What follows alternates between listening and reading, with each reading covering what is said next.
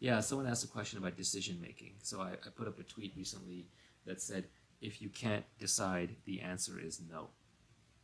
And I think that's the reason I have decision making heuristics that I use. And actually, there are 3 decision making heuristics that I use. And it's very hard to come up with a decision making heuristic because there's infinite choices we're making all day long. And trying to figure out like some rule that apply to all the choices is really difficult. So obviously, these rules are not going to apply to everything. You have to be intelligent about when to use them and when not to use them. But I'll tell you my 3 decision-making heuristics. First is, if I'm faced with a difficult choice, such as, should I marry this person? Should I take this job? Should I buy this house? Should I move to this city? Should I go in business with this person? If you cannot decide, the answer is no. And the reason is because modern society is full of options. There are tons and tons of options. We live in a planet of 7 billion people. We are connected to everybody on the internet. There's hundreds of thousands of careers available to you. There are so many choices. You're biologically not built to realize how many choices there are because we evolved in tribes of 150 people, where if you pass up one choice, the second thing never comes along. Also, when you choose something, you get locked in for a long time. If you start a business, that's 10 years. You get into a relationship, that's 5 years, maybe more. You move to a city, that's 10, 20 years. So these are very, very long-lived decisions. So it's very, very important that you only say yes when you are pretty certain. You're never going to be absolutely certain, but you're going to be very positive. If you find yourself creating a spreadsheet for a decision with a list of yeses and nos and pros and cons and checks and balances and why this is good or why that's bad, forget it.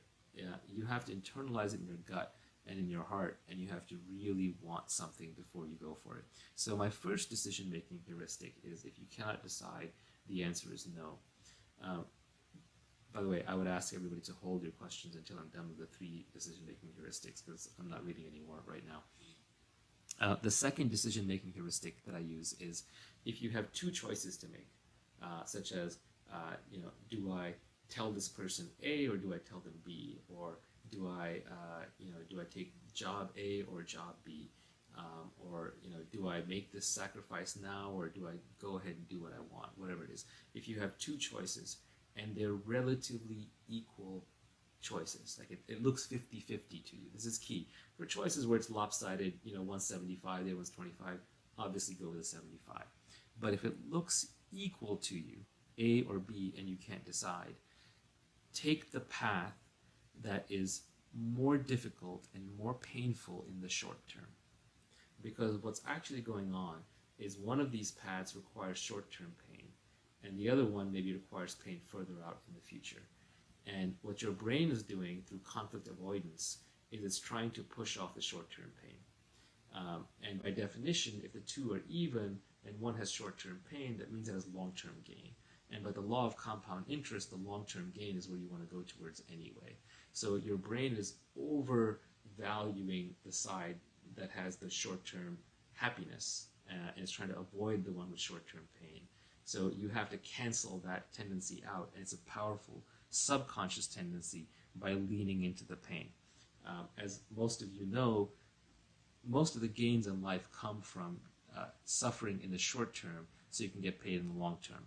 Working out, like for me, is not fun. I suffer in the short term, I feel that pain, but then in the long term, I'm better off because I have muscles or I'm healthier.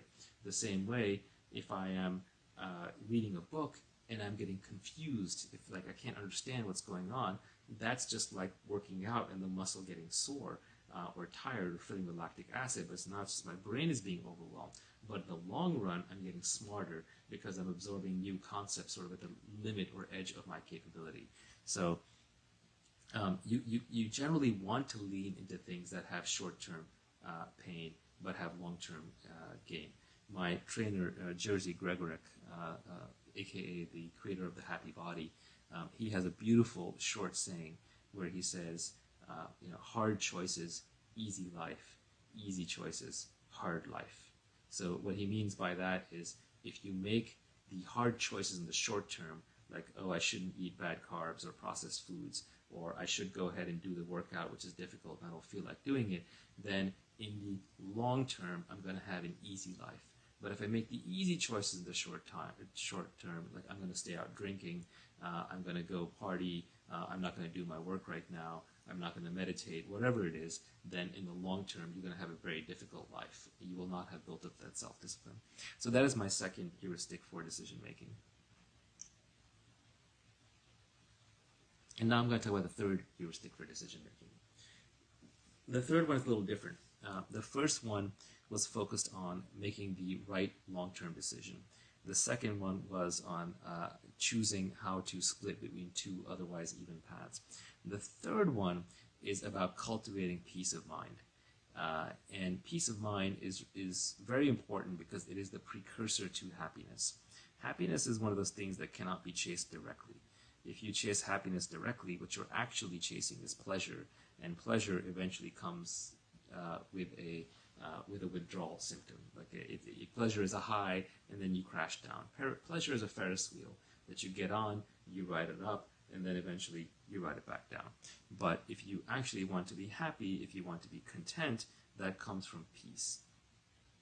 And so the third decision-making heuristic is, if you're having, this is very helpful in times of interpersonal conflict, where you're trying to figure out whether to say something to somebody or not, that might make them angry or might get something off your chest.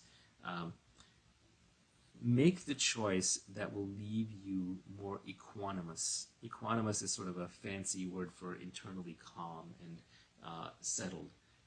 Make the choice that will leave you more equanimous at the in the long term. And this one I can't take credit for. I got it from Kapil Gupta. He's on Twitter as well as Kapil Gupta MD, or Siddha Performance. I forget which account he's using right now. But basically, whichever choice will leave you calmer in the long term is actually the right one. If you walk away from making a choice and you still have internal turmoil, then eventually you're going to want to turn around and reverse that choice. So this helps you from having regrets. So those are kind of my three decision-making heuristics.